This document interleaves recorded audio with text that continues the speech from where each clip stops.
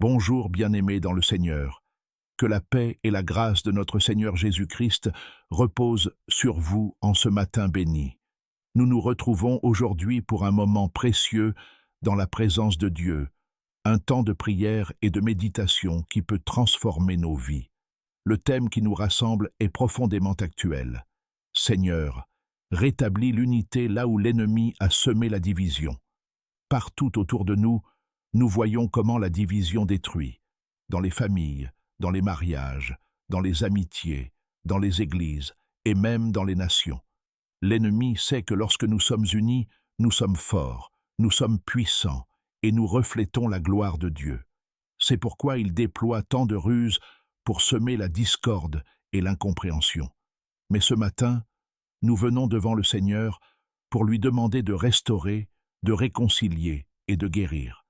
Nous allons nous appuyer sur sa parole, déclarer ses promesses et prier avec foi pour voir sa main agir dans nos vies et dans nos relations.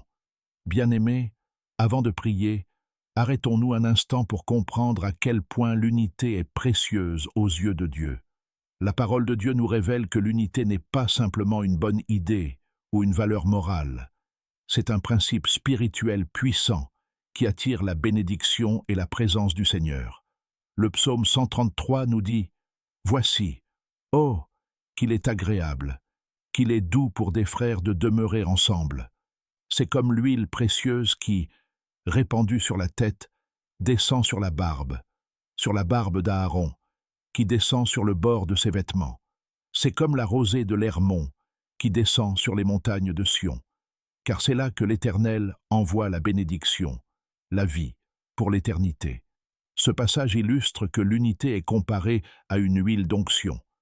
Là où il y a l'unité, il y a une onction particulière de Dieu qui coule, qui rafraîchit, qui guérit. Là où les cœurs sont liés dans l'amour, Dieu libère sa bénédiction. Jésus lui-même a prié pour l'unité de ses disciples dans Jean 17, 21. « Afin que tous soient un, comme toi, Père, tu es en moi, et comme je suis en toi, afin qu'eux aussi soient un en nous, pour que le monde croie que tu m'as envoyé. » L'unité n'est donc pas seulement un bien-être personnel ou collectif, c'est aussi un témoignage puissant devant le monde. Quand les enfants de Dieu vivent dans l'harmonie, cela attire ceux qui cherchent la vérité, car ils voient dans l'amour divin manifesté. L'apôtre Paul insiste dans Éphésiens 4.3 « Efforcez-vous de conserver l'unité de l'esprit par le lien de la paix. » L'unité ne vient pas toute seule. Elle demande des efforts, du pardon, de la patience et une marche dans l'amour. L'unité est une responsabilité spirituelle confiée à chaque croyant.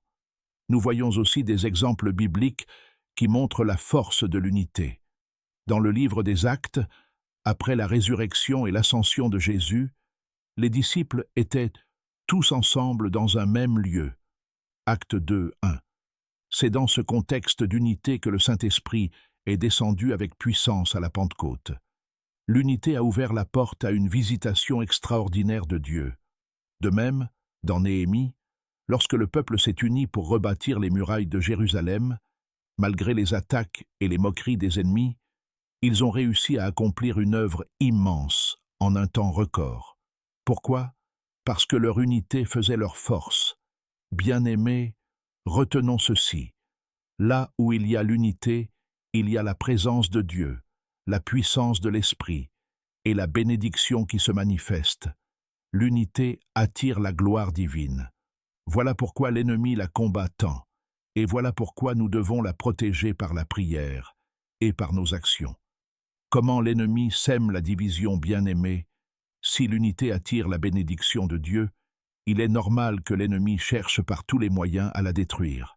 Jésus a dit dans Jean 10, 10, « Le voleur ne vient que pour dérober, égorger et détruire. » L'unité est donc une cible privilégiée de ses attaques, car il sait que tant que nous restons unis, il ne peut pas nous vaincre. L'une des tactiques les plus courantes de l'ennemi est le malentendu. Un mot mal interprété, une attitude mal perçue, et aussitôt le doute, la méfiance et la distance s'installent.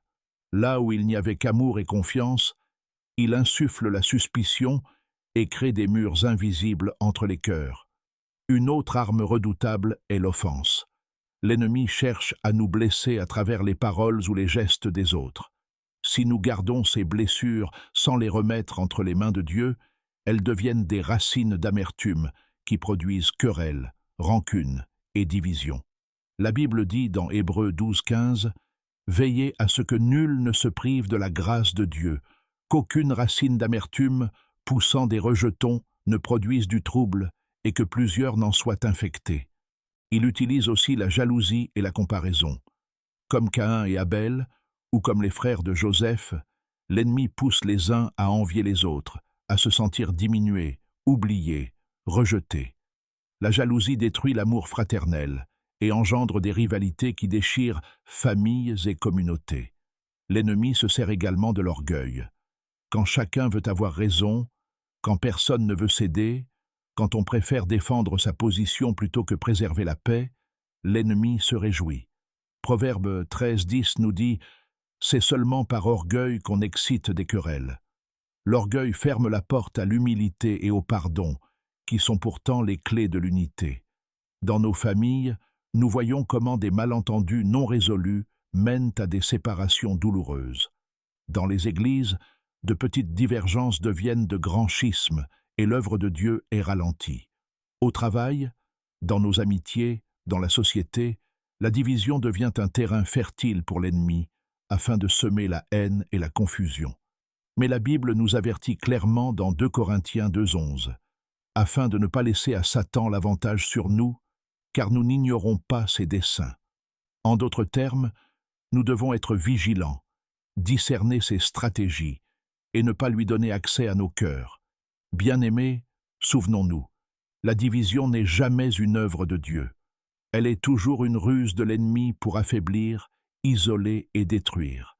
Mais si nous restons vigilants, si nous marchons dans l'amour et dans la prière, nous pourrons déjouer ses plans et conserver l'unité que Dieu nous a donnée. Bien-aimés, après avoir vu comment l'ennemi utilise la division, il est important de tourner nos regards vers le cœur de Dieu. Contrairement au diable qui divise et détruit, notre Père céleste est un Dieu d'amour, de paix et de réconciliation. Tout au long de la Bible, nous voyons sa volonté de rassembler ce qui a été dispersé et de guérir ce qui a été brisé. Dans 2 Corinthiens 5:18, il est écrit « Et tout cela vient de Dieu, qui nous a réconciliés avec lui par Christ, et qui nous a donné le ministère de la réconciliation. » Dieu ne se contente pas de nous réconcilier avec lui-même par Jésus-Christ, mais il nous confie aussi la mission d'être des artisans de paix et d'unité autour de nous. Éphésiens 2:14 nous rappelle que Jésus est venu pour abattre le mur de séparation, car il est notre paix, lui qui des deux n'en a fait qu'un, et qui a renversé le mur de séparation, l'inimitié. En Christ, il n'y a plus de barrières, plus de division, mais un seul peuple, une seule famille spirituelle. Nous voyons également dans l'histoire de Joseph et de ses frères, Genèse 45, un exemple puissant de la volonté de Dieu de restaurer l'unité. Ses frères l'avaient trahi, vendu comme esclave, causant des années de souffrance. Pourtant, au lieu de se venger, Joseph a choisi le pardon. Il a vu la main de Dieu au-delà des offenses et a pu réconcilier sa famille. Ce récit nous enseigne que Dieu peut transformer les pires divisions en instruments de bénédiction. Le Seigneur nous appelle aussi à la réconciliation dans nos relations quotidiennes. Jésus a dit dans Matthieu 5, 23 à 24, « Si donc tu présentes ton offrande à l'autel, et que là tu te souviennes que ton frère a quelque chose contre toi, laisse là ton offrande devant l'autel, et va d'abord te réconcilier avec ton frère. » Pour Dieu, l'unité et la paix entre frères passent avant même les actes de dévotion religieuse. Bien-aimés, cela nous montre que le cœur de Dieu est avant tout un cœur de guérison et de restauration. Là où nous voyons des murs, lui voit des ponts. Là où nous voyons des blessures, lui voit une occasion de manifester sa grâce. Là où nous voyons la haine, lui veut faire jaillir l'amour.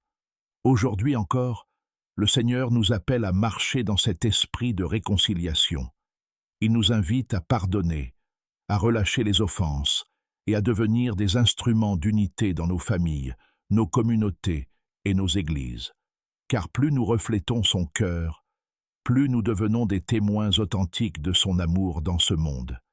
Bien-aimés, maintenant que nous avons médité sur la valeur de l'unité et sur le cœur de Dieu, entrons ensemble dans un temps de prière. Là où tu es, prends quelques instants pour te recueillir, ferme tes yeux si tu le peux, et laisse le Saint-Esprit conduire ton cœur. Père éternel, ce matin nous venons devant ton trône avec reconnaissance. Merci pour le souffle de vie, merci pour la protection de la nuit, merci pour ta grâce qui se renouvelle chaque jour. Nous élevons ton saint nom car tu es fidèle, tu es bon, et ton amour dure à jamais.